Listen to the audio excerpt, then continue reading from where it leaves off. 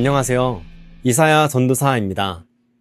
여러분, 교회의 머리는 예수 그리스도이십니다 라는 말을 들어보셨나요? 아마 어느 정도 신앙생활을 하신 분들이라면 너무 익숙한 신앙 고백일 거라 생각합니다. 그런데 이 질문은 그냥 그렇게 넘길 만한 가벼운 문제가 아닙니다. 계속해서 이 채널을 통해 업로드하고 있는 영상을 보시는 분들은 아시겠지만 저는 오늘날 인본주의에 물든 교회의 모습에 대하여 하나의 본질적인 질문을 던지고 있습니다. 정말 교회의 머리는 예수 그리스도가 맞는가입니다. 인본주의와 이교 문화에 물들었으나 그 환부가 화려한 건물과 세련된 분위기에 가려져 잘 보이지 않습니다. 그 속에서는 골마 구역질 나는 냄새가 진동하는데도 겉으로는 애써 괜찮은 척을 하고 있기 때문에 문제를 진단하고 치료하기가 어렵습니다. 우한폐렴이 전 세계적으로 유행했을 때 이미 교회는 한 차례 걸음망에 걸러졌습니다. 정부의 강제적인 통제와 질병으로 인한 죽음이라는 두려움 앞에 신앙이 흔들리는 것입니다. 가정의 역할과 책임으로 주어진 신앙 교육이 무너져 있었기 때문입니다. 익숙하게 해오던 종교 시스템의 울타리가 걷어지자 민낯이 다 드러났습니다. 이제까지 시스템화된 교회학교 프로그램으로 인해 자녀뿐만 아니라 부모까지 모두 뿌리가 약해지고 바람에 쉽게 흔들려 결국 뽑혀진 것입니다. 공산사회주의 독재 바벨론 시스템이 빠르게 세워지고 있는 오늘날에도 교회는 평화와 번영, 연합과 정통이라는 이름으로 종교 통합이라는 자기들만의 유토피아를 만드는 데에 눈이 멀어 있습니다. 그리고 정작 진리를 추구하며 본질을 회복하는 데에는 인색합니다. 그러나 비본질적이며 비성경적인 종교 행위에는 엄청난 돈과 권력과 인력이 집중되고 있습니다. 저는 제도권 교회의 권위주의적인 계급 구조를 보았습니다. 그리고 진리의 말씀을 경시하고 오히려 사람의 생각과 전통으로 하나님의 말씀을 폐하는 종교 지도자들의 교만함을 보았습니다. 그러나 제가 가장 회의감을 느꼈던 부분은 다들 교회의 머리가 예수 그리스도라는 말을 그럴듯하게 하지만 정작 사람이 그 자리에 앉아 있는 것을 보게 되었을 때였습니다. 오늘날 한국 교회의 머리는 누구일까요? 모든 교회가 다 이렇다라고 일반화할 수는 없지만 예수 그리스도께서 머리로 계셔야 할 자리에 사람이 차지하고 있는 모습을 보게 됩니다. 예수 그리스도의 자리에 사람이 가 있는 종교를 우리는 신천지, 하나님의 교회, 구원파와 같은 이단이다 라고 부릅니다. 왜냐하면 그러한 상태는 더 이상 교회라고 할 수 없기 때문입니다. 교회의 머리가 된 종교 지도자들은 막강한 권력을 손에 쥐게 됩니다. 그래서 그들은 교회 안에서 리더로서의 역할을 하기보다는 교황의 모습에 더 가깝습니다. 그런데 여기서 한 가지 더 중요한 질문을 하게 되었습니다. 교회의 머리가 된 종교 지도자가 사실상 허수아비는 아닐까라는 질문입니다. 이런 질문을 하게 된 것은 인간의 죄성에 대한 하나님의 말씀 때문입니다.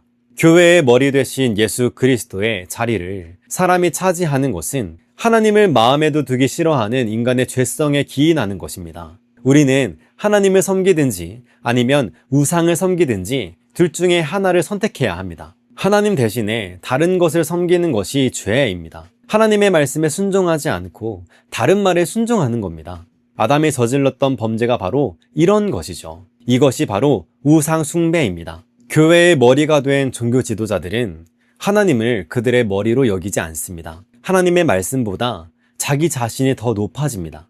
어떻게 그럴 수 있냐고요? 저도 어떻게 그런 일이 교회 안에서 벌어질 수 있을까 생각했었는데 그럴 수 있다는 것을 보았습니다. 성경보다 사람이 그리고 전통이 더 우선입니다. 그리고 돈을 사랑하여 그것을 우상으로 섬깁니다. 디모데전서 6장 10절에 이렇게 기록합니다. 돈을 사랑함이 일만 악의 뿌리가 되나니. 아멘. 돈 자체를 악이라고 할 수는 없습니다. 하나님께서는 신명기 8장 18절 말씀처럼 언약을 성취하기 위해 사람들에게 재물 얻을 능력을 주기도 하시는 분이십니다. 하나님께서 이스라엘 자손에게 재물 얻을 능력을 주셨습니다. 그래서 애굽 사람들로부터 많은 재물을 얻어서 출애굽하게 되었습니다. 하지만 하나님을 섬기고 약속의 땅에서 하나님의 나라를 세우기 위해 사용되어야 했던 재물들을 가지고 이스라엘 자손은 금송아지 우상을 만들어서 하나님이라고 섬겼습니다. 사도행전 7장 38절에 스데반은 이스라엘 자손을 광야 교회라고 불렀습니다. 오늘날의 교회도 그렇습니다. 하나님의 언약을 성취하고 하나님의 나라를 위해 사용되어야 할 재물을 가지고 우상으로 만들어서 그것을 하나님이라고 섬기고 있습니다. 심지어 하나님의 언약이 기록된 토라를 가벼이 여기고 하나님의 나라는 종교적인 구호에 그친 관심 밖의 일이 되어버렸습니다. 돈이 교회의 머리가 되고 종교 지도자들은 사실상 허수아비가 되었습니다. 종교 지도자들의 선택이 철저히 돈에 의해서 결정되고 있기 때문입니다. 그러면 우리는 어떻게 해야 할까요?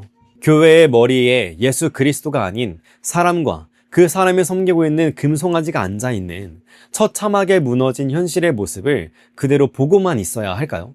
예수 그리스도의 머리 되심을 회복해야 합니다. 이미 예수 그리스도께서는 교회의 머리이십니다. 에베소서 1장 22절의 말씀처럼 하나님께서 만물을 예수 그리스도의 발 아래 복종하게 하시고 예수 그리스도를 만물 위에 교회의 머리로 삼으셨습니다. 이미 그렇게 하셨습니다. 사람이 그 머리를 차지한다고 해서 빼앗길 만한 그런 자리가 아닌 것입니다. 그렇다면 예수 그리스도를 머리로 하지 않는 자칭 교회는 사실상 교회가 아닌 것입니다. 그러므로 우리는 이 말씀을 믿음으로 선포하는 자들이 되어야 합니다. 먼저는 나 자신에게 이 말씀을 선포해야 합니다. 나의 머리는 누구이신가? 나의 머리는 정말 예수 그리스도이신가? 나의 삶의 주인이 내가 아니라 하나님이신가? 나의 선택의 기준은 돈이 아니라 하나님의 뜻이 기록된 말씀인가? 나는 그렇게 하나님의 말씀의 통치를 받는 하나님 나라의 백성인가? 이런 질문을 나의 가정에도 동일하게 해보시기 바랍니다. 나의 죄성이 발견되고 나와 나의 가정에 세워진 금송아지를 먼저 깨뜨려야 합니다. 그러나 교회에 세워진 금송아지는 쉽게 깨지지 않습니다. 제도권 교회의 권위주의화된 시스템 속에서 자연스럽게 종교 지도자와 평신도 그룹이 나뉘었습니다. 그 종교 지도자들이 교회의 머리로 있는 한 금송아지는 버젓이 그 자리를 지킬 겁니다. 그리고 아름답고 세련된 건물과 편안한 종교시설, 종교 서비스로 여러분의 눈과 마음을 사로잡을 겁니다. 금송아지를 다른 신으로 부른 게 아닙니다. 같은 하나님이라고 불렀고 그렇게 섬겼습니다. 교회에서 다른 말씀을 가지고 메시지를 전하는 게 아닙니다. 같은 말씀을 가지고 메시지가 풀어지고 있습니다.